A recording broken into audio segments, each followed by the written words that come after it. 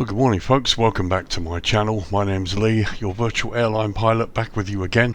Where are we today? We're in Greece, we're in the province of Macedonia, and we're looking at Kavala Airport, Lima Golf Kilo Victor. This is a payware scenery from M&M Simulations, and you're looking at version 1, the release version. This for the PC version of Flight Simulator 2020.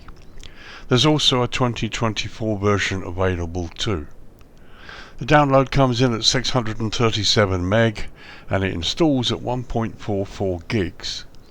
It's available from a variety of vendors at the moment, from SimMarket, AnyBuilds, FlightSim.to, Airsoft and Contrail. Currently it's on sale at Airsoft until the 10th of September, that's tomorrow, so you've got 24 hours maybe to get it. The Airsoft sale price at the moment is on sale at €16.58, which equates to roughly $19.47 US or £14.36 UK. As ever, US and UK prices are estimates taken from the euro, and they include tax or VAT at 20%, which of course could vary depending on your country of purchase. Okay, so let's look at the features in this product. Okay, features. So we have an accurate 3D model of the terminal and the control tower, realistic terrain and slope adaptation, handcrafted runway, apron and taxiway layout, custom vegetation and environment detailing, enhanced night lighting for immersive evening operations, high resolution textures with PBR implementation, and is designed for smooth performance and high frame rates. There's also a GSX profile available. I'll put the link in the description for you below. So, quite a lot of features. It looks quite nice. Here we're in the early morning. It's just after 8 AM. Thought we would change the time a little bit just to try and get some atmosphere. Got a beautiful mountains behind us there. So let's talk some history. Okay, so some history for you. Kavala International Airport, Alexander the Great, Lima Golf Kilo Victor, is an airport located in the municipality of Nestos in Greece. Kavala's first airport was located closer to Kavala, near the village of Amygdalinos, where it began its operations in 1952 as Kavala National Airport. On the 12th of October 1981, a new airport opened near the town of Chrysoupoli, where it still operates today, and I apologise for my pronunciation. The relocation greatly improved the service to the nearby island of Thasos and the city of Xanthi, in addition to the continued service to the cities of Kavala and Drama. Kavala Airport was initially used only for domestic flights, as the original name implies. However, in December 1987, after a joint decision by the Minister of Presidency and the Minister for Transport and Communications, it was renamed Kavala International Airport, only to be once again renamed in January 1992 to Kavala International Airport Megos Alexandros. Again, a joint decision by the two ministers noted above. At the beginning of the airport's operations, the building infrastructure of the airport included only a terminal. The control tower, fire station and other installations were built much later. A small extension to the terminal building was added in 1992, and the runway was constructed with the same dimensions that it has today. In 1998, extensive works began for new building infrastructure, and today the airport of Kavala is functioning as a single but upgraded facility, including all of the modern requirements for service to both airlines and passengers, contributing to the growth of East Macedonia and Thrace. Currently 10 airlines operate into and out of Kavala Airport, including Air Serbia, Condor, Eurowings, Enter Air, Scandinavian Airlines and Aegean Airlines.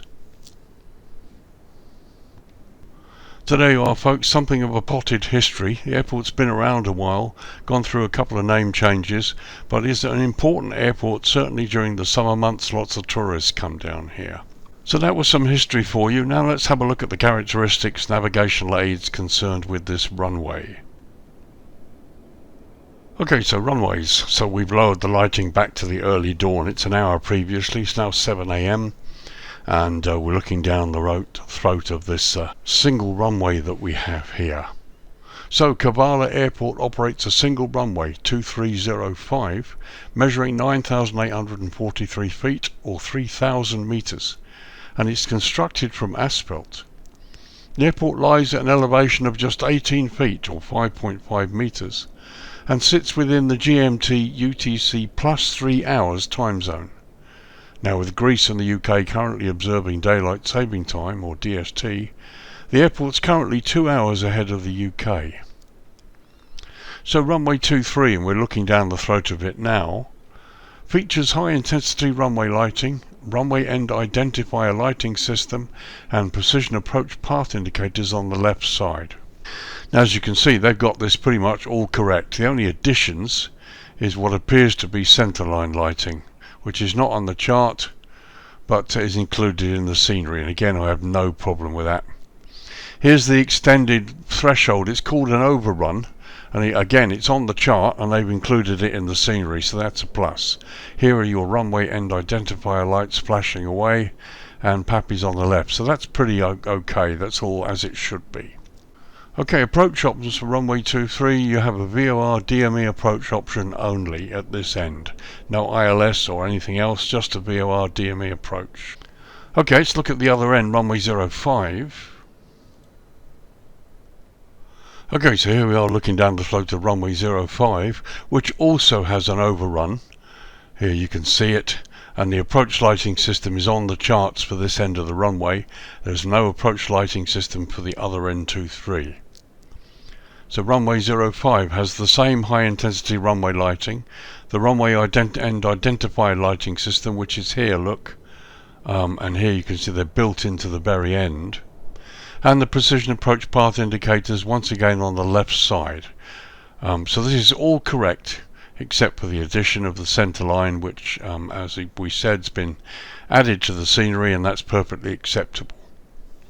So approach options for runway 05, you have a locator LCTR approach option with Z and Y options, and again you have a VOR DME approach, so no RNP, no ILS as such. Little bit different and a challenge for you guys to land here. So the runway looks fine, it's as per the charts, pretty much everything is correct except for the addition of the centerline. So there we are, no jetways here at the airport, so let's get down to the airport proper, bring it back to the daytime, and have a close look at this scenery for us.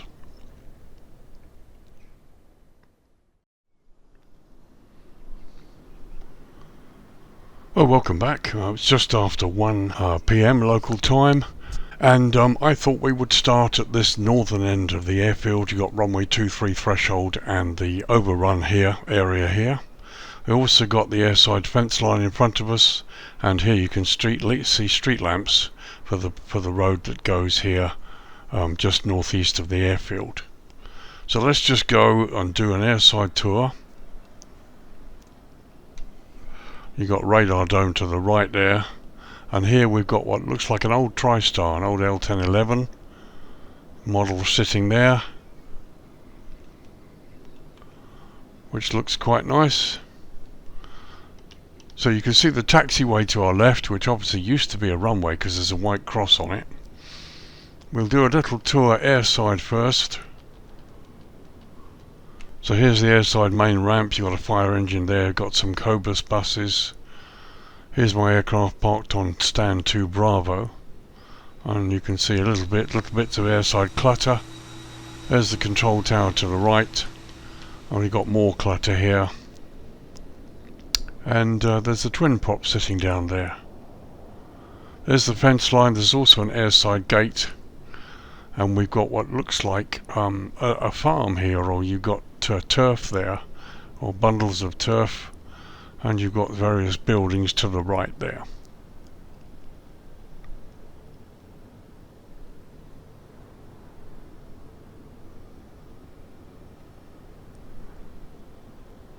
And we've got this area here in the far northeast corner. To the left of us will be So it's just in the far southwest corner, what we're talking about.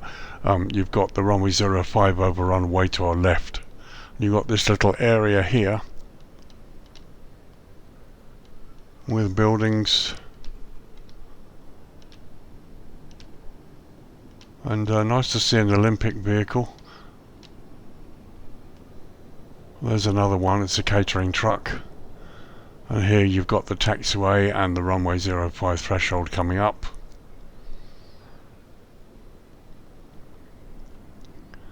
And here in the far south corner you've got helicopter base with a helicopter, and there's also the little thing that they set fire to once a month when they do their fire practice right there below us.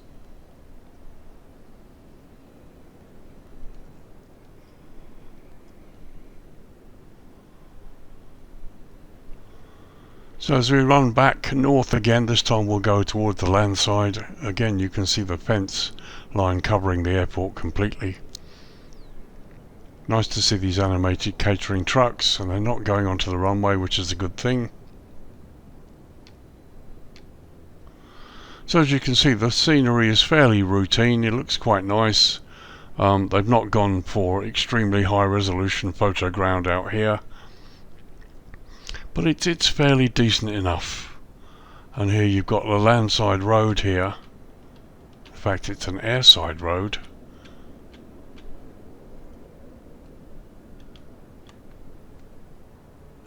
And here we are, landside of the main terminal complex coming up. There's the tower construction on the right. And from here it looks fairly okay, doesn't it?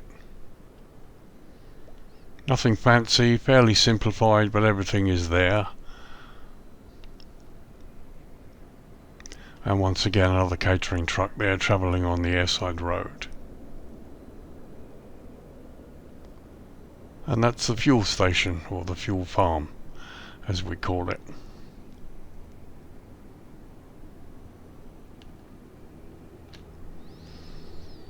Okay, so that was a quick tour, sort of airside and landside, up and down as it were. Let's get down to the stand proper and have a close look at what we're presented with.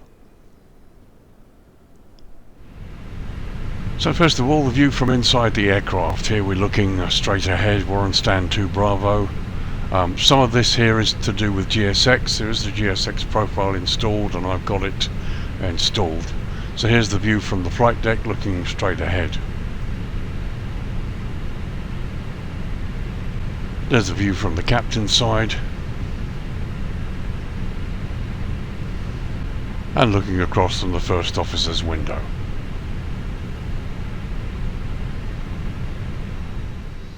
Okay, some shots around the main ramp for you to show you what we've got airside. Here you can see the Globus buses parked up, and you've got various other vehicles all there to the left. There we are looking sort of north along the ramp. That fire engine obviously is a static, so it hasn't moved. And there you've got the fuel farm area in the distance. And here we're looking at the main terminal airside. To the right there you've got an airside landside gate, and you've got vehicles parked up. And this is what it looks like airside. There's my aircraft parked there. And a quick look down the airside road. And there's the fire station with a single fire engine, which I think is a default fire engine. Various ground clutter there parked on the left. There's the control tower, and we've got that vehicle moving around as well, which all looks pretty good so far. So here's the control tower seen from the outside. Looks like it's been modelled, but again we don't have any controllers. Let's pop inside. So here we are inside. You've got everything you need here, except we don't have any controller or controllers to moderate the airport. And you've got various screens here to pull down to stop the sun reflecting against the different screens there. There's the tower seen from the other side.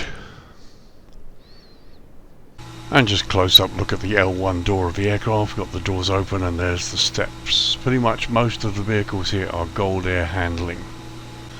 So while we're airside, let's go and have a look inside the terminal from airside. So here you can see the name of the airport in English and in Greek. Just rise up a bit here and we'll go through these windows and have a look and see what we're presented with.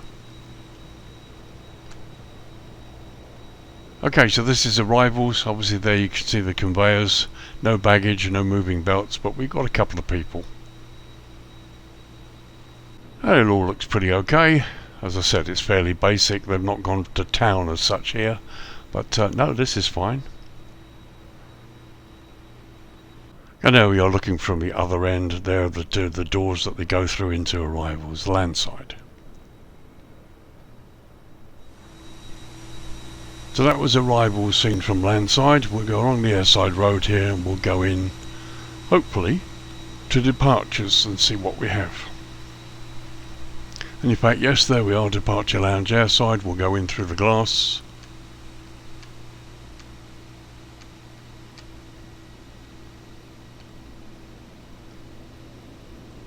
And there you have it, really nice. So a nice image there, plenty of passengers, are all static, and nice to see a check-in agent behind the desk, which is something that a lot of sceneries just forget to do. Details really good, passenger models look pretty good as well. And here's the other gate, again passengers and a check-in agent. And there we are looking back across the two airside lounge areas. So there you can see we've got a little sort of cafe shop there, or a little restaurant area. No staff behind it, but it's okay. Here's the departures board. Let's see if we can read it. And indeed we can. Everything nice and clear, even really close up like this. So there's security. I got the equipment, but of course no staff or passengers coming through.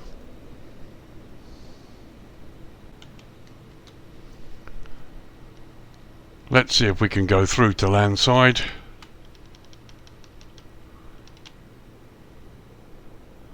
And it looks like we can. So there we are, landside. Various car rental agencies and handling agencies there to the left. And that all looks pretty nice, doesn't it? So that would be arrivals.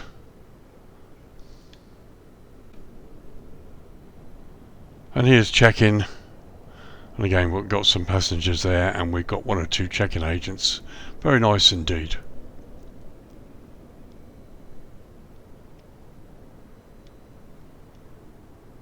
Okay, so let's go out through the doors to landside and have a look and see what the detail is that we've got landside.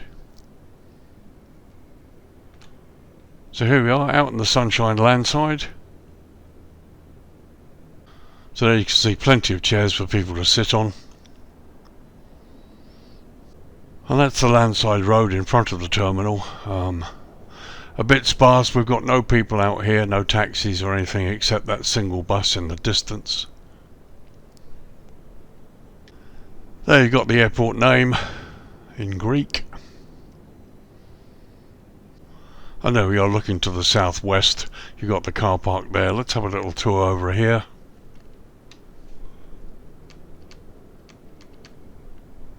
So car parks and signage.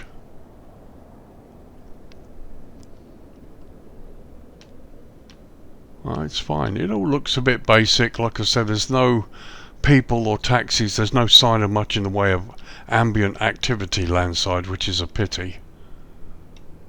Here we are in front of the control tower area.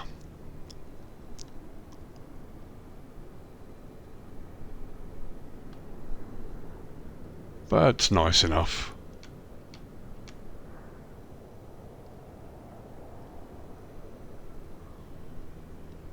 So here we are coming back the other way towards the car park. Got some nice palm trees there. And the cars look pretty routine, but they're all in their slots as far as I can see, nothing misplaced, which is nice.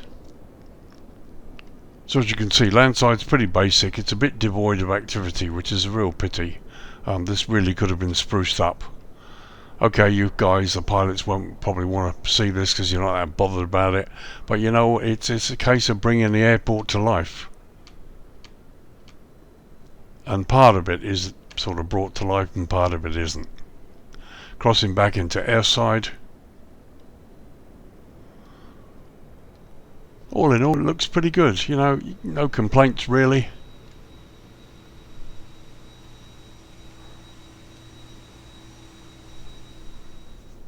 So while we're here, let's look at taxiway signage. You've got blue airfield edge lights there.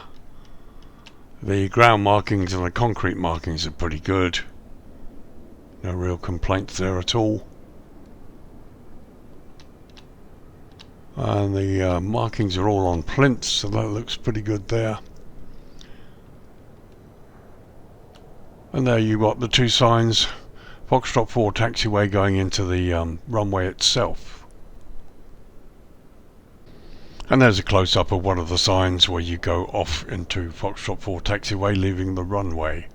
And if you look to the left, you can see the ever so gentle slope that's on the runway. This is correct as per the real airport. Okay, so that was the daytime. Let's drop it down to dusk now and have a look at the lighting.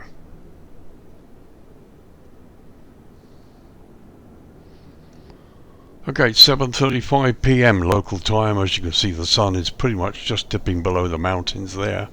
Lights came on about 3 minutes ago, and as with many airports, this is just another airport that comes to life a little bit more when you get to the darkness hours. Here you can see taxiway signage that's lit, and it's lit well such that it's reflecting into the grass. That's a good thing in my opinion. There we're looking along the runway. Here you've got taxiway Foxtrot, and as you can see, the light, all of the signs are nicely lit, and they do shine into the glass, which is a nice effect. It just brings it to life a bit more. Here you can see the blue airfield edge lights beginning to come on.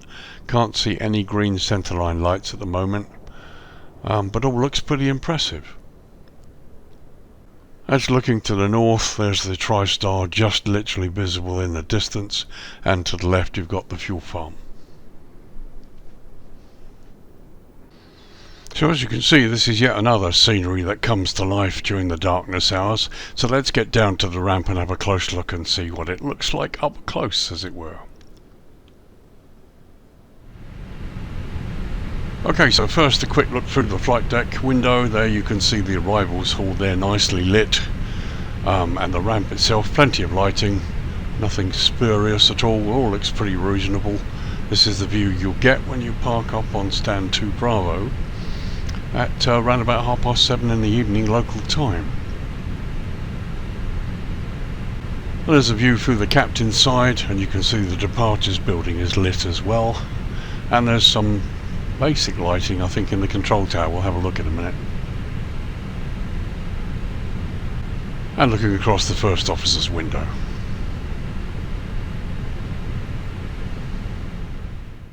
So first off, a little quick sort of look at the fuel farm area.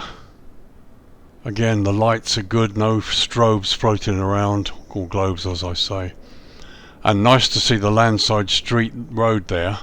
It's equipped with street lamps that actually work, no Asobo glows floating around.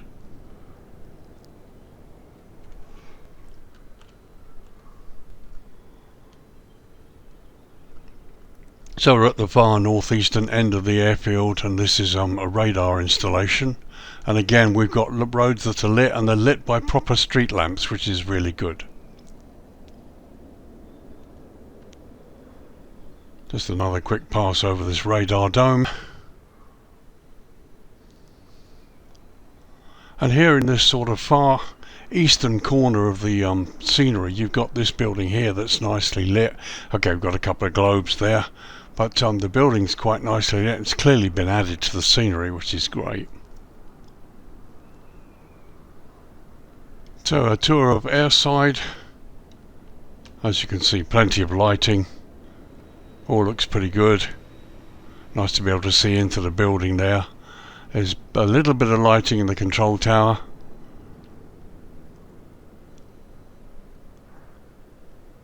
and to be honest, I do love the street lamps.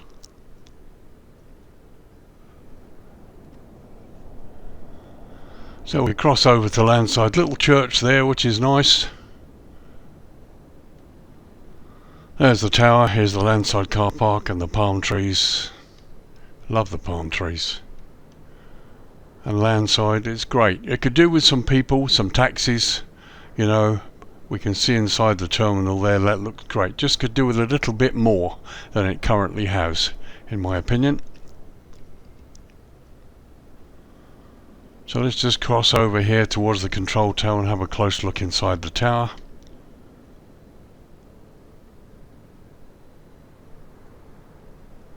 Well, you can't argue with the construction. It's beautiful. It's been nicely done.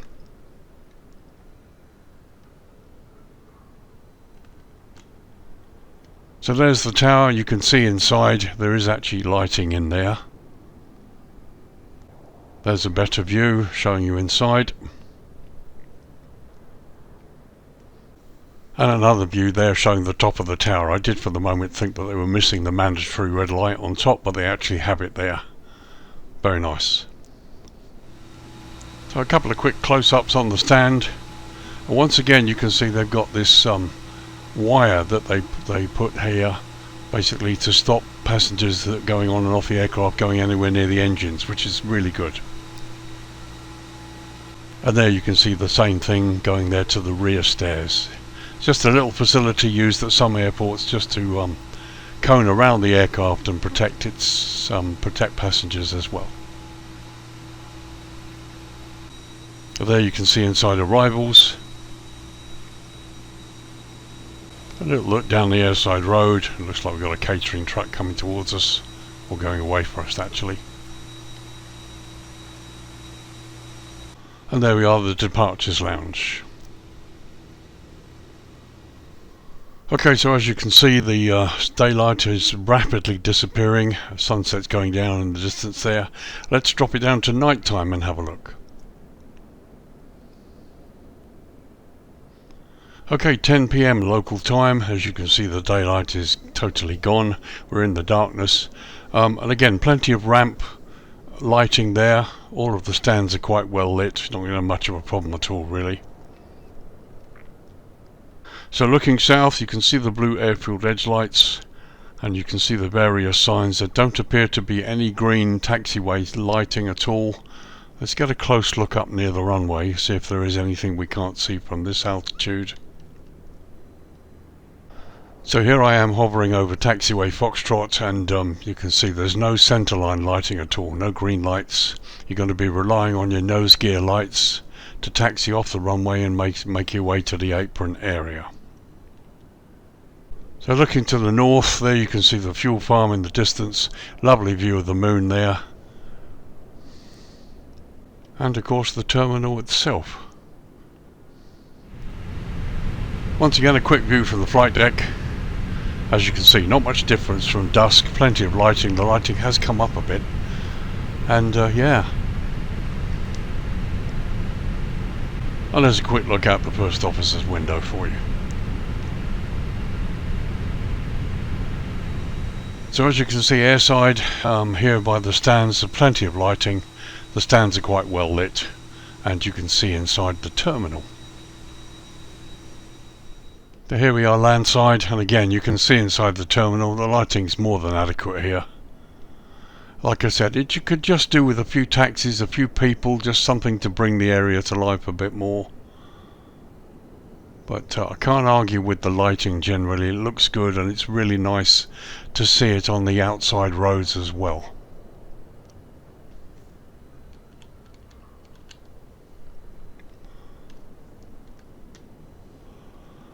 And here you got that little church, and there's various other buildings for you to look at.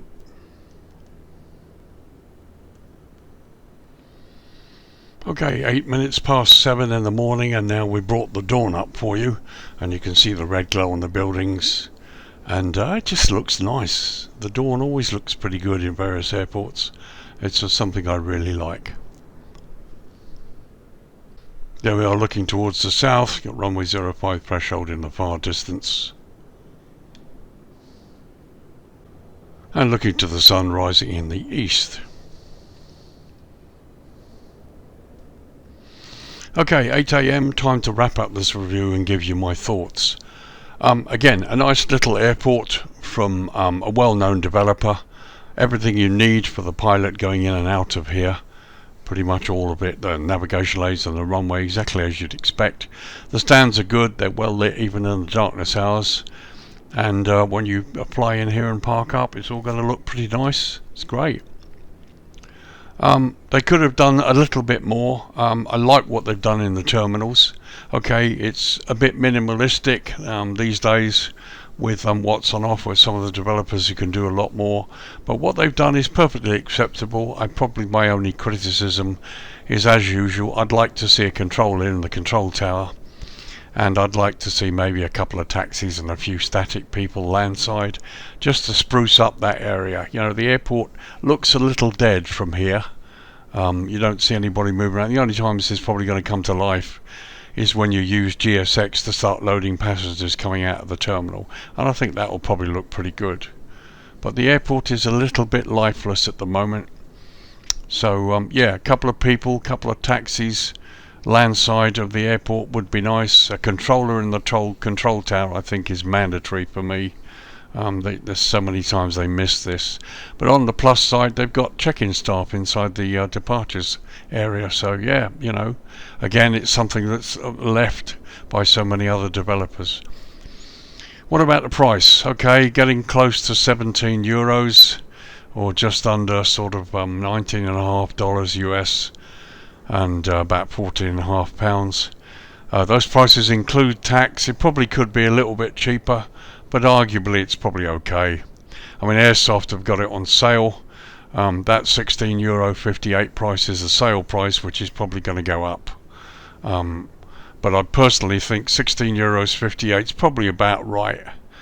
But unfortunately, it's going to go up to the previous sale price, which I think is about $19 euros even, which I think is a bit expensive. But that's just my opinion. You may have a different thought. It's a nice airport. It's served regularly by the airline industry, and so if this is a place you want to fly into, I mean, this is the best so far. But M&M Simulations, if you're watching, I'd like to see this improved, because you clearly can. It's ripe for it. It's ripe for some extra people, some extra activity, and then probably it would certainly be a bit more worth the €19 price. But anyhow, it's a nice little airport, and I thought I would review it. The Greek airports tend to be really nice places to fly into. And yeah, so here we are then, Kavala Airport in Macedonia, or the Macedonia province of Greece. Lima Golf Kilo Victor. It's a payware scenery from M&M Simulations. You're looking at version 1, the release version for the PC version of Flight Simulator 2020. And there is a 2024 version available too. Download comes in at 637 meg, installs at 1.44 gig. It's available from a variety of vendors including SimMarket, AnyBuilds, FlightSim.to, Airsoft and Contrail. Give you the Airsoft price because I think they still have the sale on. €16.58, which equates to $19.47 US, or £14.36 UK. As ever, US and UK prices are estimates taken from the euro, and they include tax or VAT at 20%, which may vary depending on which country you're in when you make your purchase. Plenty of features, a GSX profile included, which I think is great, but I'll also put the link to that in case you can't find it. And yeah, nice little airport. So guys, thank you very much for watching. Stay tuned, but we will be also looking at Innsbruck, but the Flight Sim 2024 version from AnyBuilds, which I purchased, and we'll see how good it is compared to the Orbix version for 2020, which I have, and I've reviewed on this channel some way back. So that will be Innsbruck in Austria by AnyBuilds on 2024. We'll look at that later. Hopefully I'll get it out to you before the end of the week. And then later on we'll be looking at some other sceneries as well, both for 2024 and 2020. So thank you for watching, thanks for joining me, and I will see you in the next video. This is Lee, your virtual airline pilot, saying thanks a lot. Fly safe. I'll talk to you soon. Bye for now.